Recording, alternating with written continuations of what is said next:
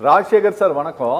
Rajasekar sir, இந்திய அரசாங்கம் அமிர்த காலத்தை கொண்டாடி கொண்டிருக்கிறது சார்.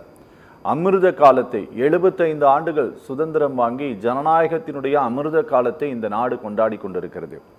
உலகமெங்கும் சென்று இந்தியாவினுடைய அமைச்சர் பெருமக்கள் பேசினார்கள். இந்தியாதான் மதர் ஆஃப் டெமோக்ரஸி அப்படின்னாங்க. ஜனநாயகத்தினுடைய தாய் வீடே இந்தியா தான் அப்படின்னு சொல்லிட்டு இருந்தாங்க. நாங்கள் இதை உறுதிப்படுத்தக்கூடிய இடத்தில் இருக்கக்கூடியது தான் நீதிமன்றம் சார். டெமோக்ரஸியில் இருக்கக்கூடிய ரொம்ப முக்கியமான ஒரு பில்லர். அதில் இருக்கக்கூடிய ஒரு நீதிபதி, அவர் மேலே வைக்கப்பட்ட ஒரு குற்றச்சாட்டு, அதை நீதிபதிகளே அடங்கிய 3 உயர் நீதிமன்ற நீதிபதிகளை கொண்டு ஒரு விசாரணை கமிட்டி அமைத்து உச்ச நீதிமன்றத்தினுடைய தலைமை நீதிபதி உறுதிப்படுத்தி நீங்க நடவடிக்கை எடுங்க அப்படின்னு சொல்லிட்டு பிரசிடென்ட் ஆஃப் இந்தியாவிற்கும் இந்த நாட்டினுடைய பிரதம மந்திரிக்கும் அனுப்பினாரு. இந்த விவகாரம் தான் இந்த கூட்டத்தொடரில் பண்ணுவாங்களான்ட்டு வரும்போது, ஆமா என்கிட்ட வந்திருக்கு, 50 பேர் கொடுத்துருக்காங்க, 50க்கும் அதிகமான நபர்கள் கொடுத்துருக்காங்கன்ட்டு சொன்ன அடுத்த சில மணி நேரங்களில் இந்த நாட்டினுடைய துணை குடியரசுத் தலைவர் ராஜினாமா கடிதத்தை சமர்ப்பித்திருக்கிறார். ரொம்ப நல்லா இருக்கிறார், ஹெல்த்தியா இருக்கிறார். நீங்க அந்த வீடியோ பார்த்தீங்கன்னா தெரியும். இதுல எந்த இடம் எது பிளே பண்ணுது சார்? இது ரொம்ப டூ மச் டெமோக்ரஸி இருக்குதா நம்ம நாட்டில்? நம்ம 79வது சுதந்திர இந்தியாவின் கொண்டாடி கொண்டிருக்கிறோம். இன்னும் ஆகஸ்ட் 15 இன்னும் ஒரு 20 நாள்ல 79வது சுதந்திரம் கிடைச்சு அதை கொண்டாடுகிறோம். கரெக்ட். நீங்க சொல்றது ஒரு கோணத்தில் நீங்க சொல்லும் ஒரு விஷயம், அது நீங்க சொல்றது எல்லாமே குரோனலாஜிக்கலா கரெக்ட். நீங்க ஆப்போசிட் விஷயத்துல பாருங்க, அந்த ஆளுகின்ற கட்சி பாஜக, RSS அவங்க தரப்புல இருந்து இந்த ஜனாதிபதியும் துணை ஜனாதிபதியும் அவர்கள் கட்சியை சார்ந்தவர்கள், அந்த ஐடியாலஜி அவர்களுடைய கொள்கையை ஏற்றுக்கொண்டவர்கள் தான் அந்த பதவியில அவர்கள் அமர்த்துகிறார்கள். ஓகே. அப்படி இருக்கும் பட்சத்தில் ஒரு நீதிபதி மீது ஒரு பல கோடி ரூபாய், 15 கோடி ரூபாய்க்கு மேல பணம் இருந்தது என்று குற்றம் சாட்டப்பட்டு அந்த பணம் எரிக்கப்பட்டது என்று நிரூபிக்கப்பட்டு, ஆனால் அது யாருடைய பணம் என்று நிரூபணமாகும் முன் உச்சநீதிமன்றம் 3 மூத்த நீதிபதிகளை கொண்டு விசாரணை செய்து மத்திய அரசுக்கு அந்த பரிந்துரை செய்தார்கள். நீங்க நடவடிக்கை எடுத்துக்கங்க, இதான் எங்க ஃபைண்டிங்ஸ். ஓகே. இந்த நேரத்துல துணை ஜனாதிபதி கிட்ட எதிர்கட்சிகள்லாம் ஒரு 200க்கும் மேற்பட்ட எம்பிஸ் கையெழுத்து வாங்கி அவர் இம்பீச்மெண்ட் மோஷனுக்கு மூவ் பண்ண சொல்றாங்க. ஓகே. நீங்க அப்படியே ஒரு ரீகேப் பாத்தீங்கன்னா, இதே துணை ஜனாதிபதி ரொம்ப ஒருதலைபட்சமாக செயல்படுகிறார், பாஜகவின் ஒரு ஊதுகுழலாக செயல்படுகிறார் என்று எதிர்கட்சிகள் அவரை கடுமையாக தாக்கி போராட்டம் நடத்தி பாராளுமன்ற அந்த வளாகத்தினுள் அவர் எப்படிலாம் நடப்பார், நிற்பார், அப்படி குனிஞ்சு இப்படி இப்படி அவர் மாதிரிலாம் டான்ஸ் ஆடிலாம் காமிச்சாங்க. அதெல்லாம் வைரல் ஆச்சு, நீங்க சமூக வலைதளத்தில் வைரல் ஆச்சு. ஸோ அவர் அதை மைண்ட் பண்ணல. பீங்க ஒரு மூத்த வழக்கறிஞரா பணியாற்றியவர் உச்ச நீதிமன்றத்தில், அப்படி இருக்கும் ஒரு நபர் துணை ஜனாதிபதி ஆகிறார். ஆனால் அவர் எடுத்த முடிவு என்னுடைய யூகம். எனக்கு நீங்க கேட்டீங்கன்னா, உங்களுக்கு தெரியுமான்னு கேட்க தெரியாது. RSS, பாஜக, மோடி, அமித்ஷா, நீங்க 4 விஷயத்தை 4 கோணத்துல பார்க்கணும். ஓகே. மோடி அண்ட் பாரத பிரதமர் மோடி, உள்துறை அமைச்சர் அமித்ஷா 2 பேரும் பாஜகவையும் RSS மீறி வளர்ந்து விட்டார்கள். அவர் பெரிய ஒரு பிகர் ஃபோர்ஸா மாறிட்டாங்க 2 பேருமே. அவங்க என்ன செய்யறாங்கன்னு இவங்கெல்லாம் கட்சியும் ஏற்றுக்கொள்ள வேண்டும், RSS ஏற்றுக்கொள்ள வேண்டும். இதற்கு முன்பு இருந்த வாஜ்பாய், அத்வானிலாம் RSS சொல்றதை அவங்க செய்தார்கள். சரி. இவர்கள் RSS சொல்றதையும் செய்யறாங்க, RSS சொல்லாதையும் செய்யறாங்க. சரி. அவர்களுக்கு எடுத்து சரி. அதனால இந்த விஷயம் எப்படி வேணா நம்ம இன்சினுவேட் பண்ணலாம், யூகத்தை நம்ம கற்பனை குதிரையை ஓட விடலாம். ஆனா இந்த விஷயத்துல ஜெகதீப் தங்கர் என்ன சொல்றாரோ அதுதான் ஃபைனல். அவர் என்ன சொல்லியிருக்கார்? உடல்நிலை காரணமாக நான் ராஜினாமா செய்கிறேன். இதற்கு முன் துணை ஜனாதிபதியாக இருந்தவர் ஜனாதிபதி ஆவதற்கு முன் பதவி ஏற்பதற்காக ராஜினாமா செஞ்சிருக்காங்க. ஆனா அவர் அந்த பதவி விட்டு விலகி போறாருன்னா நிச்சயமா there is something seriously wrong. Okay. அதுல மாற்று கருத்தே இல்ல. ஓகே. ஆனா அதை நம்ம எப்படி வேணா யூகம் பண்ணிக்கலாம். ஊடகங்களும் சரி, இந்த மாதிரி விவாதங்களும் சரி, ஒவ்வொருத்தரும் ஒரு கருத்து சொல்லலாம். கருத்து சுதந்திரம் நமக்கு இருக்குது. ஓகே. ஆனா நம்மளுடைய கோணத்துல இருந்து பார்க்கும்போது பாஜக RSS அவர்கள் செய்ய நீக்குவதற்கு அவர்களுக்கு உரிமை இருக்குது என்று அவர்கள் நினைப்பதில் தவறில்லை என்று நான் நினைக்கிறேன். Okay sir. ஓகே ஓகே பேசலாம். ஏன்னா அவர்களுடைய கட்சி, அவருடைய ஜனாதிபதி, அவர்களுடைய கேண்டிடேட்ஸ் தான். அதை மீறி it is a constitutional post. அவர் அன்பயஸ்டா இருக்கணும். அவர் சட்டத்துக்கு உயர்ந்த பதவியில் இருக்க, அரசியல் அப்பாற்பட்ட எல்லாம் உண்மை. பட் இருந்தாலும் இட் இஸ் பொலிட்டிக்கலி பொசிஷன் ஒரு நபர் தான் அந்த பதவியில் உட்கார முடியும். Okay okay. அப்படி இருக்கும்போது ஈவன் அவரு மாண்புமிகு ஜனாதிபதியாகவும் பாஜக கட்சியை சேர்ந்தவர். அவர் அப்படிதான் காங்கிரஸ் ஆட்சி இருக்கும்போது அப்படிதான் வந்துச்சு. சோ இதெல்லாம் பார்க்கும்போது அவர்கள் தரப்பில் ஜஸ்டிஃபை பண்ற மாதிரி அவர்கள் பேசிக் கொள்வார்கள். இந்த யஷ்வந்த் வர்மா நேர்மையானவர், நல்லவர் என்று நான் ஆர்கியூ பண்ண விரும்பல.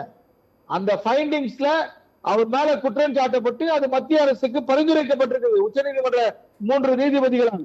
சரி. சோ அது it is there is no FIR pending. ஆனா இம்பீச்மென்ட் மட்டும்தான் ஒரே வழி.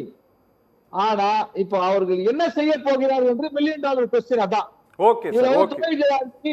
துணை ஜனாதிபதி ராஜினாமா செய்து விட்டார். ஓகே. இந்த இம்பீச்மென்ட் மோஷன் அப்படியே பெண்டிங்ல இருக்குது. அது என்ன ஆகும் நம்ம பொறுத்து தான் பார்க்கணும். இது யூகம், நிறைய யூகங்கள் இருக்குது. அதனால நம்ம இப்ப பேசலாம். Okay sir. ஓகே ஓகே பேசலாம். ராஜசேகர் சார் வணக்கம். ராஜசேகர் சார், இந்திய அரசாங்கத்தினுடைய சட்ட அமைச்சகம், law ministry and intelligence bureau sir, under the home மினிஸ்ட்ரிக்கு கீழே இருக்கிறது, டைரக்டா பிரைம் மினிஸ்டரும் மானிட்டரிங் பண்றாரு. இங்க ஜட்ஜஸ்னுடைய எலிவேஷன் சம்பந்தமாக ஐபி ஒரு ரிப்போர்ட்டை கொடுக்குது இங்க தமிழ்நாட்டை சேர்ந்த ஜான் சத்யனுக்கு. அவர் என்ன அப்படின்னா இந்த நீட்டு விவகாரம் சம்பந்தமாக தி வயர் எழுதின ஒரு article sir, Wire or Scroll, இந்த 2 மேகசின்ல ஏதோ ஒன்று எழுதின ஒரு வெப்சைட் ஆர்டிக்கலை தன்னுடைய சோசியல் மீடியா பக்கத்தில் ரீட்வீட் பண்ணியிருந்தார் சார். அதை தவிர அது வேற அவர் செய்தது வேற ஒண்ணுமே கிடையாது. அது ஒன்னே ஒன்று மட்டும் தான் பண்ணியிருந்தாரு.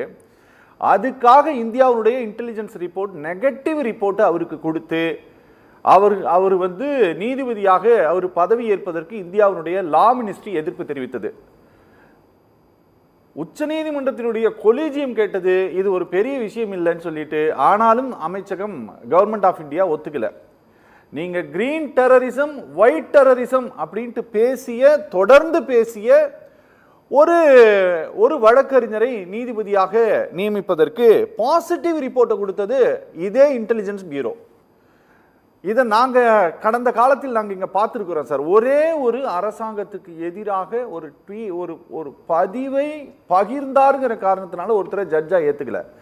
இங்க என்ன நடந்திருக்குதுன்னா, ஒரு ஜட்ஜு வீட்டில இருந்து அப்படி பண்டல் பண்டலா பணத்தை எடுக்கிறாங்க. ஒரு ஜட்ஜி என்ன பண்றாரு அப்படின்னா, இங்க பொது சிவில் சட்டத்தை ஆதரிக்கிறார். இங்க இருக்கக்கூடிய மைனாரிட்டி பீப்புளை மிக கீழாக பேசுகிறார். ஒரு விஸ்வ இந்து பரிஷத்தினுடைய கூட்டத்தில் உட்கார்ந்துகிட்டு மதவாதத்தை பேசுகிறார். அவருக்கு எதிராக ஒன்று கொண்டு வராங்க. 2 பேருமே ஊழல்வாதிகள். ஒருத்தர் மதவாதத்தை ஆதரிக்கிறார், ஒருத்தர் பகிரங்கமாக ஊழல் செய்து மாட்டியிருக்கிறார். இந்த விவகாரத்துல சார் எங்களுக்கு என்ன அப்படின்னா, இது ஜுடிஷியரியில சார் இந்த இம்பீச்மெண்ட்டுக்கு பின்னால இந்த ஜாதி, மதம் இது எல்லாம் பெரிய ரோல் பண்ணுதா சார்? அரவிந்த், இந்த நீதிபதிகள் அப்பாயின்மெண்ட்ஸ் சார் அந்த அப்பாயின்மெண்ட் கொடுங்க சார். நான் அது ஒரு சிறு மறு நினைவூட்டலுக்காக தான் சொன்னேன் சார். இந்த இம்பீச்மெண்ட்டுக்கு பின்னால சார் ஒருத்தர் ஓபிசி சார், ஒருத்தர் எஃப்சி வராரு சார்.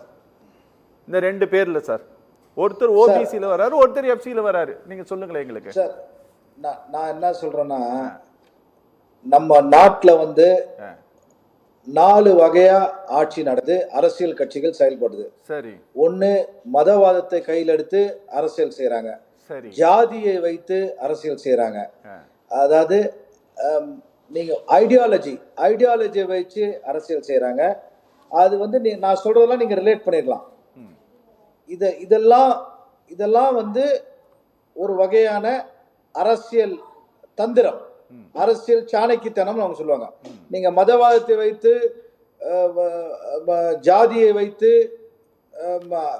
இது அவங்களோட ஐடியாலஜியை வைத்து நம்மளுடைய லிங்குவிஸ்டிக் லாங்குவேஜ் அந்த மாதிரி ஒரு பிரிவா ஒரு ஏரியால நீங்க வந்து இந்த நாட்டில் வந்து அரசியல் நடக்குது. ஒரு கட்சிகளும் அதை நீங்க வந்து இப்போ பாஜகவை எடுத்துக்கொண்டால் அவங்களோட ideology is very clear, open, Hindutva ideology. இப்போ திமுகவை எடுத்துக்கொண்டால் திராவிட ஐடியாலஜி, பெரியார் திராவிடம். அதே மாதிரி நீங்க மகாராஷ்டிராக்கு போனா அங்க மராட்டி தான், மராட்டி மானோஸ், ராஜ் தாக்கரே, பாலாசாஹிப் தாக்கரே, அந்த அவங்க குரூப், இவர் உத்தவ் தாக்கரே எல்லாம் அவங்க வந்து அவங்களுடைய மராட்டி லாங்குவேஜ். அந்த மாதிரி கர்நாடகா போனாலும் அங்க இருக்குது. இங்கேயும் தமிழ் தேசியம் பண்றாங்க, பட் எடுபடல. இங்க வந்து தமிழ்நாட்டிலேயும் வந்து திராவிடம் தான் தலையோங்கி நிற்கிறது. அந்த மாதிரி ஒரு ஜாதி அடிப்படையில் கூட அரசியல் நடக்குது. ஆனா அரசியல் பொறுத்து தான் எல்லாமே. இந்த ஈவன் அப்பாயின்மெண்ட்ஸ் நீங்க வந்து மெரிட்டை போய் மெரிட்ல தான் செலெக்ஷன் நடக்குதுன்னா இல்ல, அது ஜாதி அடிப்படையில். எஸ்சி எஸ்டி மைனாரிட்டி, இப்போ நீங்க சமீப காலமாக மைனாரிட்டி கிறிஸ்டியனோ முஸ்லீமோ ஜட்ஜே நீங்க எங்கேயுமே பாக்குறது இல்லை. ஏன்னா அதை வந்து டோட்டலாவே அறவே அவங்க வந்து கிறிஸ்தவர்களும் இஸ்லாமியர்களும் ஜட்ஜே ஆகக்கூடாதுன்ற நிலைமைக்கு போயிடுச்சு. ஆக முடியாது, ஆகக்கூடாது இல்ல. மெரிட்டோரியஸ் கேண்டிடேட்ஸ் கூட 100% மெரிட் இருக்கிற கேண்டிடேட்ஸ் கூட ரிஜெக்ட் ஆகுது. அதுக்கு அரசியல் தான். நீங்க சொன்ன அந்த உதாரணங்கள்லாம் உண்மை சார். அரசியல் இருக்கலாம் சார்.